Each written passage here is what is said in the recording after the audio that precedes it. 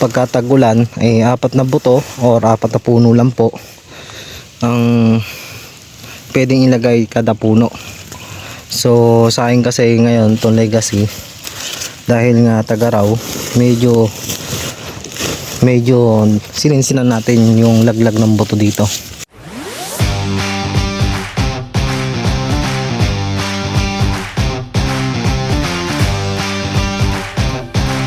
So yun mga kagulay, sa magandang umaga. Update ko lang po kayo dito sa aming ginagawa ngayon dito sa aking taniman ng sibuyas. So nagpapapala po tayo ng mga sangka para po maging malinis na. Ngayon mga kagulay, magagrass cutter ako nung sangka kasi medyo madamo yun. So unang harvest ko po ngayon December 21, pitas hapon po kami, 22 po yung magiging biyahe niya. So ganun po kami pagka nag-harvest po kami ng pipino, ay pitas pong hapon. So papakita ko sa inyo yung aming pipino, kung gaano na nga ba kalalaki yung bunga. So ito po siya. Ayan, so ito na po yung aming pipino na pwede nang i-harvest mamayang hapon. Ayan, so ito na po yung kanyang unang bunga. Ayan, so medyo marami po siyang mga pasunod na bungang maliliit. Ayan, so tansya namin dito kaya siguro to mga 150 kilos yung unang pitas niya or unang harvest. Dalawa kami mag-harvest ito dahil pitas hapon lang naman at hindi naman siya sa bayan. Yung pagkayari ng pitas ay biyahe. Ayan, so mga ibang bunga niya nakatago kasi unang bunga niya ay nasa ilalim, kaya hahalongkatin pa namin to. Ayan, so dalawa kasi grass cutter. So ito pa yung mga bungang iba. Ayan, so yan, pwede na siyang i-harvest. So dito kasi sa lugar namin, ayan, medyo lumalakas na yung amihan pagka ganitong season talaga. Malakas yung hangin, so maganda lang yung naging area natin kasi mas mababa to at medyo tago sa hangin, kaya napakaganda ng ating naging pipino dito. Kahit dalawang bagyo yung kanyang dinaanan, naparecover pa rin natin siya. Tapos dito, itong mga kaplat na to ay tanim sana nito ngayong araw, pero nag-adjust din dahil maliliit din po yung pula niyang sibuyas. So ito po yung katabi naming area. Ayan, transplant po ito na sibuyas na pula. Tapos dito, ayan, yung kasama ko na naglilinis dito sa sangka. At ito mga gulay yung aking tataniman ng sibuyas. So natapos na rin ako mag-plotter at hinalo. So itong tractor, iaahon namin to at lilipat po doon sa kabilang area. Iiwan ko po muna siya na nakaganito kasi January 7 pa naman yung aming patanim. Pero konting hilamos na lang ito mga gulay kasi medyo napatag ko na rin siya at malabo na siya. Tsaka bukod pa nga dito mga gulay, malinis na po yung itong aking tataniman ng sibuyas. So ikalawang galaw ko na po ito. Yung una nung katotoner ay nag-plotter na rin po ako, kasi makalipas naman 3 araw binalikan ko po ulit itong aking tataniman ng sibuyas. So yun po yung pinapalahan, yung gilid ito. Ayan, so diretso po yan kasi iniwasan natin yung maapawan siya at mabasa itong ating linang. Ayan, so nilagyan natin siya ng sangkang patalikod kung tawagin. So yung aking grass cutter rin, yun yung kabilang sangka. Ito yung magiging main sangka ko nitong aking area sa pagpapatubig ng sibuyas. So ito yung main sangka. Ayan, so lalaliman pa namin yan para hindi na kami mag-hole.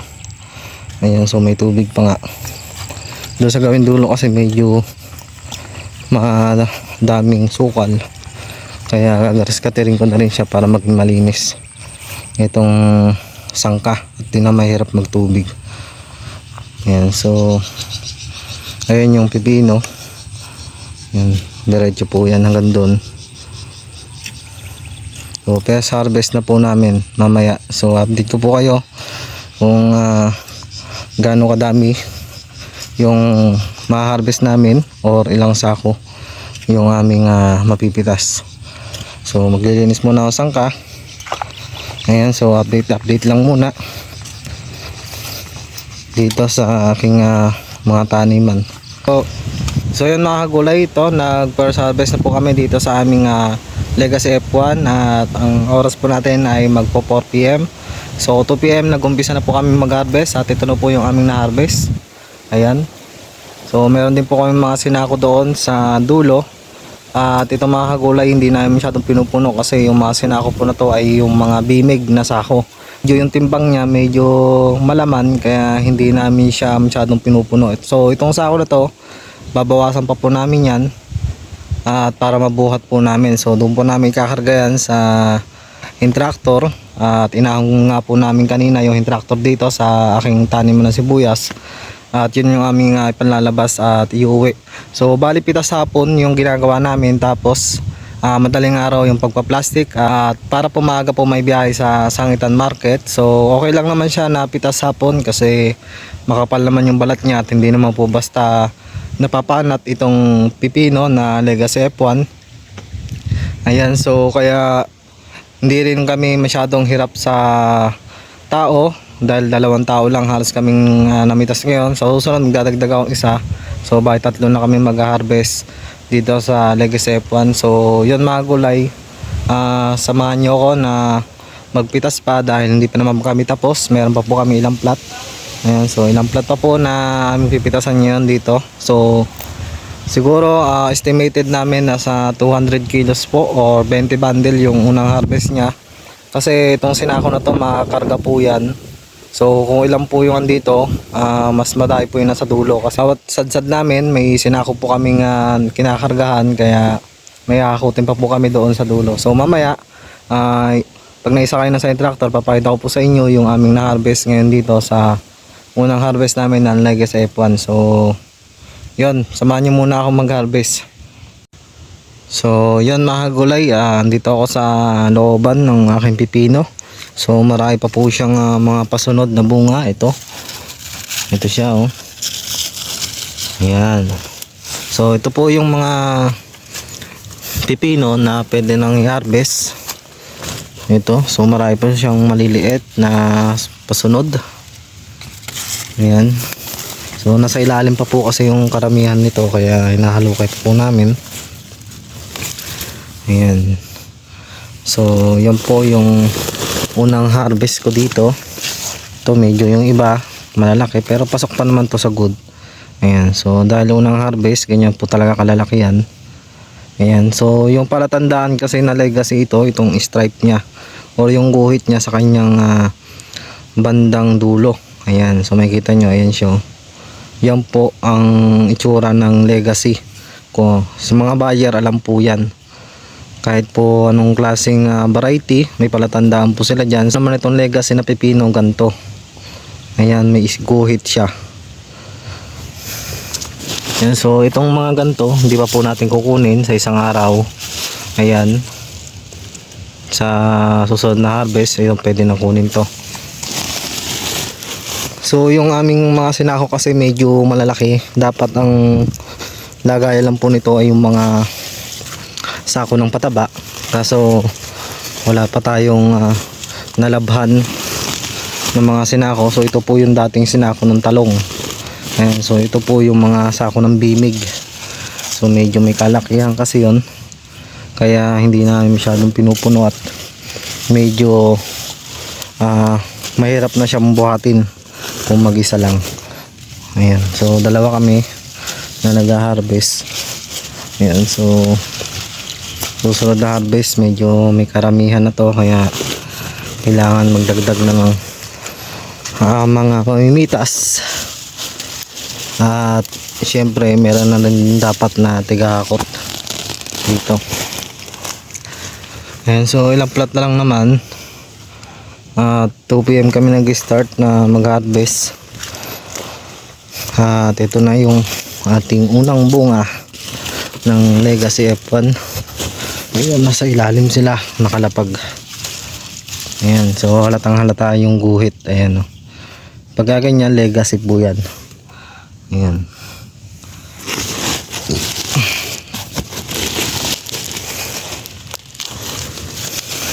Kasi ito, mahagulay ito. Ayan, so pitasin na po ito. Kunin na po natin. So ganyan lang pagpitas niyan. Medyo madali lang naman siyang pitasin.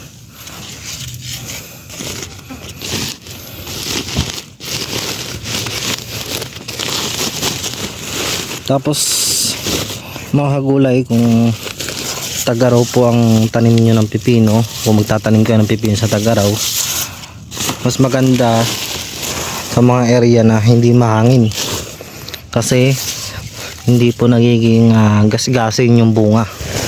Kaya sa mga area na medyo pagka gantong season o December na walang hangin, maganda pong magtanim ng pipino.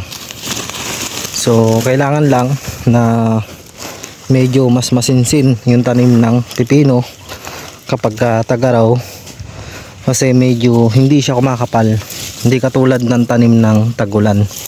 So pagka tanim ng tagulan, mas madahon kasi siya, so mas konti yung buto na may uubos nyo sa isang area. So kunwari sa isang poste, pagka tagulan ay 4 na buto or 4 na puno lang po ang pwedeng ilagay kada puno. So sa akin kasi ngayon itong legacy, dahil nga Tagaraw, medyo sininsinan natin yung laglag ng buto dito. So ito yung aking mga tinaniman ng sitaw ng tagulan, at sinundan namin ng pipino pantagaraw.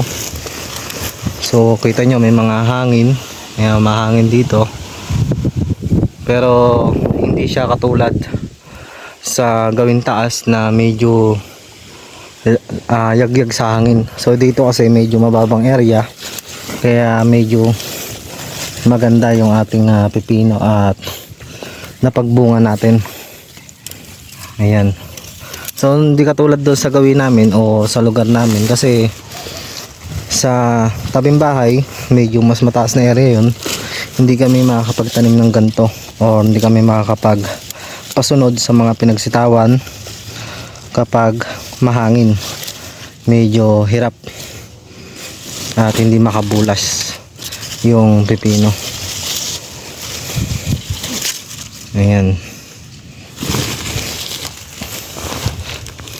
So yun mga kagulay, katatapos lang po namin magkakot, at ito na po yung aking unang harvest. Ayan, so kalakalating bimig lang po yung aming ginawa, kasi medyo matimbang kasi ang pipino. Ayan, so ito po yung tractor na ipanglalabas po. Ayan, so may dalawang hakot pa. Ayan pa si Kedado, meron pa akong isa dun. Estimated 20 bundle hanggang 200 kilos. Ayan.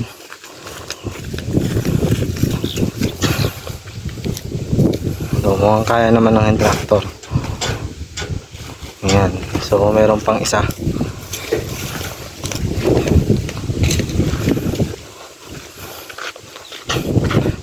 Yan, so ito po yung plotter. Dito ko na isasakay yan sa kolong-kolong. Yan, plotter, disco, kasi iuwi. Yung padwell na yung una namin kanina. Yan, so unang harvest. Salamat Lord at sa biyaya na binigay nyo po sa akin. Ayan, at nakita ko na po yung aking pinaghirapan, yung mga bunga ng Legacy F1. So napakaganda.